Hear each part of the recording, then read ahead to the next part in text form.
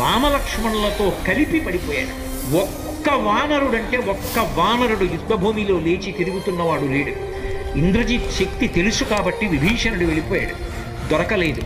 స్వామి హనుమ ఏ అస్త్రము చేత బంధింపబడరు కాబట్టి హనుమ ఒక్కరే ఉన్నారు. అందరిలో పెద్దవాడు, బ్రహ్మ యొక్క అంశలో వచ్చినవాడు జాంబవంతుడు నేల మీద పడిపోయి ఉన్నాడు. విభీషణుడు కాగడా పట్టుకుని అడిగాడు, తాతా కుశలమేనా అని అడిగాడు. వానరులలో శ్రేష్ఠుడైన హనుమ బ్రతికి ఉన్నారా అని అడిగాడు జాంబవంతుడు.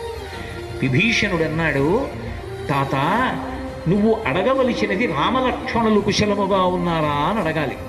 హనుమ కుశలముగా ఉన్నారా అని అడిగారేం తాత అని అడిగారు.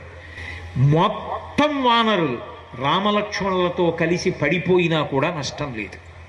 హనుమ ఒక్కరు బ్రతికి ఉంటే మళ్ళీ అందరూ బ్రతుకుతారు.